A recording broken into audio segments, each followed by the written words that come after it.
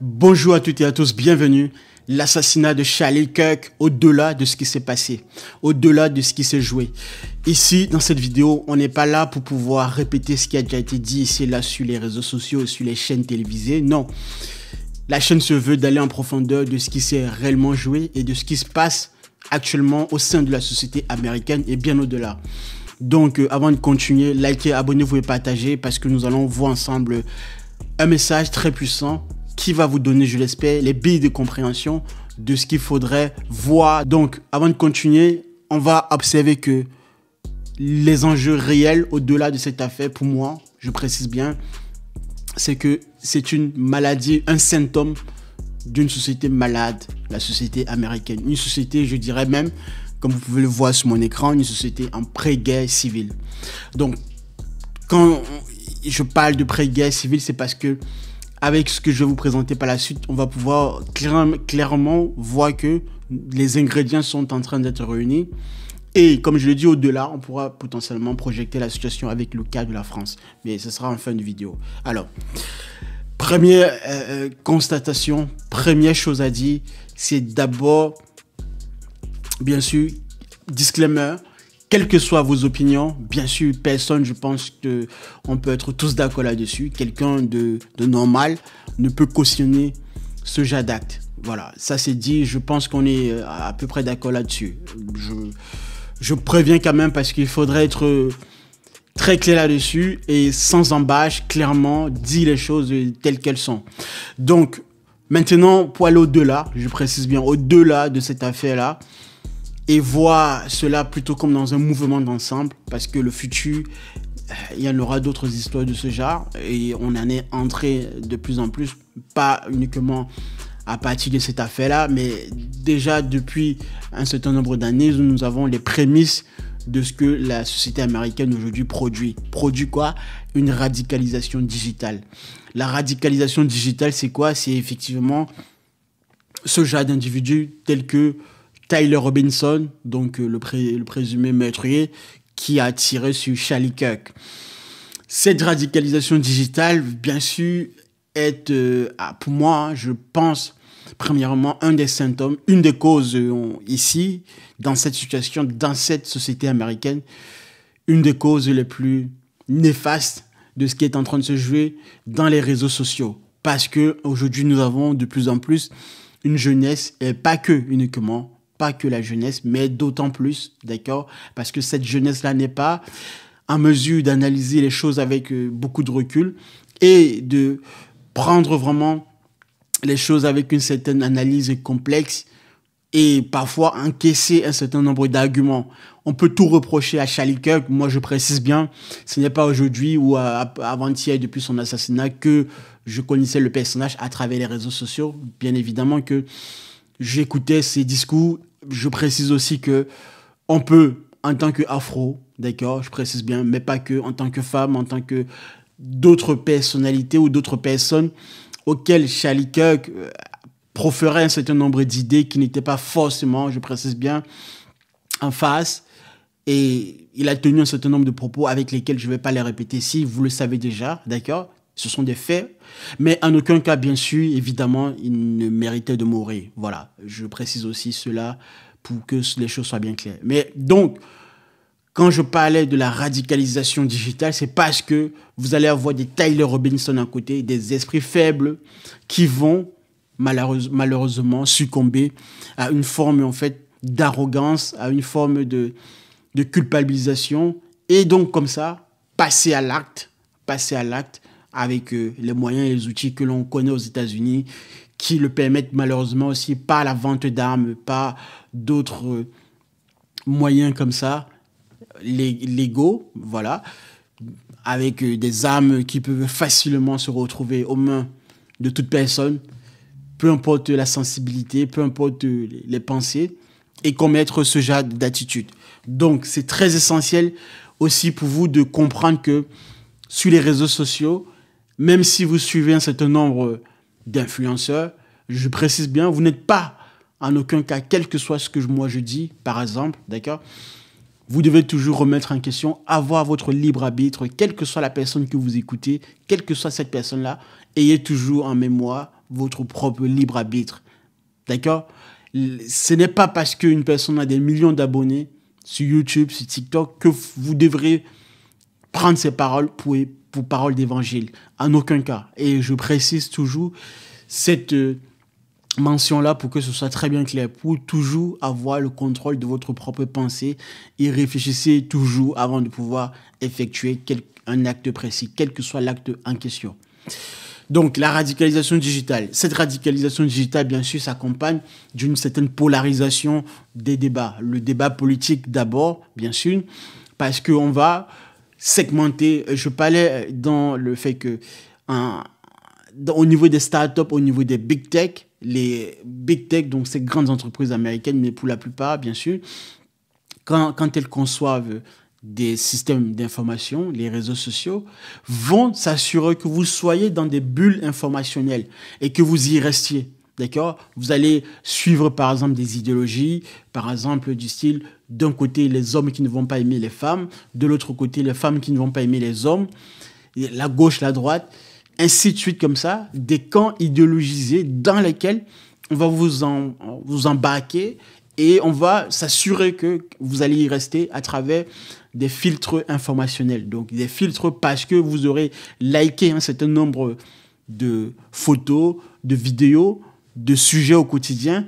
Et au fur et à mesure, comme ça, l'algorithme va, comme ça, vous emprisonner. Et si vous ne faites pas attention, si vous n'êtes pas une personne ayant beaucoup de recul, ayant un bagage intellectuel, ou aussi, par exemple, une certaine forme de retenue, vous allez comme ça, deux fois, vous retrouver dans des situations dans lesquelles, sans vous en rendre compte, penser malheureusement de manière très, très négative, très, très néfaste. Parce que quelqu'un aura dit quelque chose qui va à l'encontre de vos idées. Peu importe ces idées en question. Ces idées peuvent être très, très néfastes, très, très négatives, mais vous allez prendre ça pour vous personnellement et potentiellement passer à l'acte, comme ça a été le cas du meurtrier de Charlie Kirk. Donc faites attention avec ce genre d'éléments, de ne pas constamment être embarqué comme ça sur des polarisations extrêmes dans des débats, dans des sujets. Vous pouvez y penser, peu importe, quelle que soit votre manière de penser, mais en aucun cas, l'acte après devra toujours être mesuré avec beaucoup de recul. Donc faites attention, bien sûr, ça va de soi. Une autre cause également, l'effondrement institutionnel. Cette affaire de Charlie Kirk, comme je le disais, va au-delà de ce qui s'est réellement passé. Parce que nous sommes aussi dans un cas où les institutions, de plus en plus, ne tiennent plus la route. Prenez aux États-Unis, vous avez vu en 2021, je crois, on a pu voir que les militants de Donald Trump avaient pris d'assaut comme ça le Capitole. Et ça, c'était d'un point de vue physique. Mais quand on regarde aussi sur Internet, bien évidemment qu'on a de plus en plus des groupes radicaux, des extrêmes, quels que soient les bords, voilà, gauche comme droite, etc. Vous avez, de part et d'autre, des extrêmes camps ici et là. Et chacun se situant, bien évidemment, dans le camp du bien, peut donc reprocher à l'autre d'être dans le camp du mal.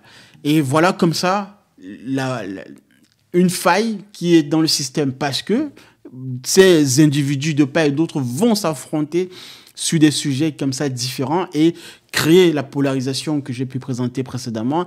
Et puisque les institutions ne sont plus en mesure aujourd'hui de suivre le débat comme ça sur les plateformes, sur les réseaux sociaux, dans la forme digitalisée, in fine, dans la société, sous une forme réelle, on voit et on constate de plus en plus des actes réels, des meurtres au quotidien, des incivilités, des insécurités, etc. Et le politique comme ça est à la ramasse parce que lui-même, il doit sauver sa peau, il doit faire bonne figure et vendre comme ça un discours de lâcheté, un discours de campagne pour pouvoir être réélu. Donc, tout cela participe évidemment à l'effondrement institutionnel. Dans cet effondrement institutionnel s'accompagne maintenant aussi l'une des phases très, très synthétiques qui est le capitalisme sauvage, le capitalisme en phase de destruction qui, comme ça, rend les choses avec une certaine légèreté, y compris le sacré, la vie humaine. Donc aujourd'hui, par exemple, parce que j'ai dit quelque chose qui vous a offensé, parce que j'ai dit quelque chose qui ne vous plaît pas, parce que j'ai dit quelque chose qui ne va pas malheureusement, avec vos idées, vous allez me traiter tout de suite d'extrémiste, vous allez tout de suite me mettre dans un camp. Et pour peu que j'ai peut-être une texture de couleur de peau, un abonnement sur tel site internet ou que je suive un influenceur donné, bah, c'est encore bien pour vous parce que la catégorisation sera beaucoup plus pointue en fait, beaucoup plus dans une forme en fait de niche. Et voilà comme ça, dans une société dans laquelle on se trouve où le capitalisme en fait détruit le social parce que n'ayant plus de contact au quotidien avec ses voisins, avec ses collègues, tous les rapports aujourd'hui deviennent faux. Le rapport social comme ça, le tissu social est détruit. Et donc, il est plus facile de généraliser et de mettre les gens comme ça dans des cases. Comme ça, on estime qu'on a atteint un niveau de compréhension de leur situation personnelle, de leur situation d'être social, de citoyen dans la société. Donc, l'atomisation sociale, on va créer comme ça, avec ce capitalisme, pas le fait qu'aussi, tout est lié, hein, bien sûr, c'est un enchaînement logique, l'effondrement des institutions qui, comme ça, vont profiter au fait que ce capitalisme-là va de plus en plus accélérer les fractures sociales. Voilà donc ce que l'on pourrait dire ici. Et pour bien préciser que ce meurtrier-là, présumé Tyler Robinson, c'est un produit systémique de la société américaine. Produit systémique parce que, évidemment, au vu des causes que je vous ai citées précédemment, du fait que, in fine, ce n'est pas si un fou isolé. Des fous isolés, si vous voulez, aux États-Unis, il y en a malheureusement là à l'heure actuelle. D'accord? C'est pas parce que on a eu ce cas-là que ça occulte le fait que c'est une société déjà malade, une société en décomposition, une société qui est déjà accélérée d'un point de vue artificiel. Et donc, il suffit simplement que les ingrédients que je vous ai cités là, malheureusement, chaque fois qu'il y aura alignement de ces causes-là, va se produire malheureusement aussi un assassinat de ce type que nous avons pu connaître chez Charlie Kirk. C'est malheureux à le dire, mais c'est évidemment ce qui est en train de se passer et c'est ce qui va peut-être se passer potentiellement dans les années à venir, avec potentiellement, surtout aux États-Unis, ce qu'on va peut-être potentiellement appeler une guerre civile. Parce que la société américaine est très très divisée. J'ai des informations aux États-Unis, j'écoute beaucoup de personnalités aux États-Unis et j'ai des personnes sur le terrain. Je peux vous dire que c'est une société depuis des années, de par aussi d'ailleurs même la naissance, même la création de ce pays, d'accord? Faut pas l'oublier, c'est une société qui est née dans la violence. Je ne vais pas répéter l'histoire, on connaît tous. Le génocide en fait des autochtones. Et bien sûr, l'esclavage et tout le reste, tout cela n'a pas encore été digéré intégralement dans la société américaine. Vous rajoutez à ça aujourd'hui les 4 ingrédients que je vous ai cités précédemment, ces causes-là, d'accord? Vous avez aujourd'hui une société américaine d'autant plus fragilisée parce que aussi l'économie, ce capitalisme avec lequel ils sont habitués, crée une forme de zombification comme ça des êtres sociaux dans cette société. Maintenant, donc pour terminer, faisons un peu un panorama vite fait de la crise politique au système américain. Vous avez Trump qui a tweeté tout de suite parce qu'évidemment, il était très proche de Charlie Kirk, qui lui a aidé beaucoup pour sa campagne électorale. Mais il faut aussi dire que Trump, dans son attitude, bon voilà, c'est Trump, hein, on connaît déjà tous le personnage. Comme ça aussi, même bien avant cette affaire-là, est un personnage déjà qui a une certaine tonalité dans le discours, qui aussi participe comme ça à la fragmentation de la société, quoi qu'on en pense. Mais quand je parlais effectivement de cette radicalisation digitale, de cette déshumanisation politique, tout cela rentre en compte dans le fait que même le politique aujourd'hui, pour avoir un certain nombre d'électeurs, pour pouvoir grignoter un certain nombre de points dans la campagne électorale, est aussi de plus en plus poussé comme ça, même si ce n'est pas un jeune, poussé comme ça à aller chercher les voix, même s'il faut tenir parfois un certain nombre de discours, pas très souvent reluisants. Ça participe aussi évidemment à la crise institutionnelle, à la crise politique, parce que qui dit crise politique, crise institutionnelle, ce n'est que le début ou le paravent de ce qui va se passer potentiellement en termes d'actes, et des actes de ce genre que l'on a pu connaître avec Charlie Kirk pourront se produire dans l'avenir. On va terminer avec ce discours-là pour dire ceci, pour dire que nous avons aujourd'hui des signes avant-coureurs de l'effondrement total, la défiance institutionnelle, l'acceptation de la violence, de plus en plus passer à la violence est quelque chose de normal pour certains, d'accord, pour un bon nombre de personnes au fur et à mesure, et la polarisation extrême des idées, des camps, de part et d'autre, je précise bien, parce que il y a une forme comme ça de climat, d'atmosphère de guerre pré-civile. Donc, pour finir, une société qui produit des Tyler Robinson en série, pour moi, n'est plus une démocratie. C'est un État en décomposition avancée. Je pense que les événements, depuis un certain nombre d'années, le prouvent de plus en plus. On va dire quoi? On va dire que nous avons aujourd'hui un certain nombre de symptômes comme ça qu'il faudra surveiller au fur et à mesure pour s'en assurer que les choses n'aillent pas beaucoup plus loin que ce qui est déjà fait. Mais une fois de plus, si les politiques, surtout les personnes qui ont les moyens, qui ont les possibilités de mettre en place les choses véritablement, si ces personnes-là ne prennent pas les mesures adéquates, on va se retrouver de plus en plus, malheureusement, dans des situations comme ça. On va terminer maintenant avec le cas de la situation française. Est-ce que la France pourrait-elle, dans une forme de mimétisme, dans une forme de regard calqué, vivre ce genre de situation? Alors, oui et non. Oui, parce que déjà, en quelque sorte, nous avons aussi des antagonismes en France, nous avons aussi des polarisations de plus en plus. Comme on dit, ce qui se passe aux États-Unis n'est qu'un avant-goût de ce qui va se produire en France en moyennant 5 à 10 ans.